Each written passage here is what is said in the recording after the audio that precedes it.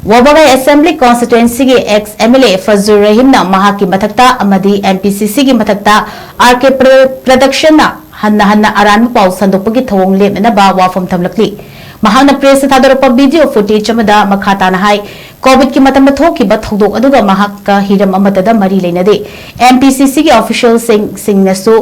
mari amata leinade mahak Thamoi Sengna Miyam ki seba tawjariba politician amani mahaki mathakta drug lalonbani haina lan uhanaba sandorapa lemnaba mangjongna RK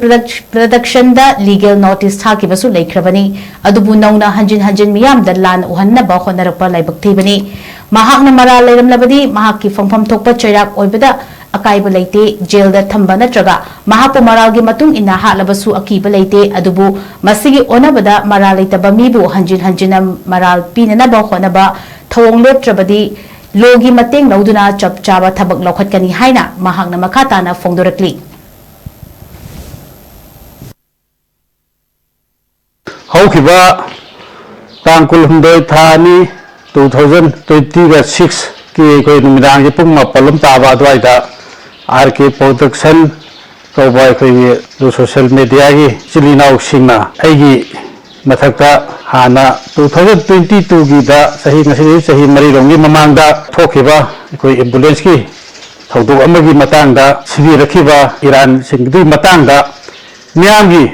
public ki club amadi organization mayam gi mamangda ina amna koi marik subna so yam ingna tapna so koi singdok sakre haji amuk hanna RK Production gi chili daw singna koi MPCC na singdok kadobani adai aina singdok kadobani adai ki koi drug ki family ni kra haidna amaka nauna tholakpa sidi mai yam lebak thibani MPCC koi office sidi koi isogi masakum koi na mandir amagum la chariba adugumba koi sanglel amani hairiba sanglel asidagi koi matamdagi ambulance ki darkar leibadagi केंद्र दरकार लेबदगी हारिदबो अखै गाड़ी असि ambulance असि लमथान खिबनि हारिबो ambulance असि अखै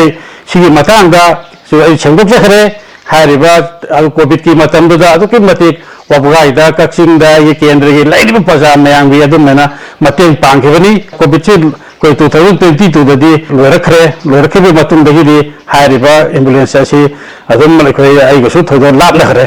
याम Covid की मतमदबुदी होय नंगनरमी यामना दो Covid की मसीदगी मतमदगी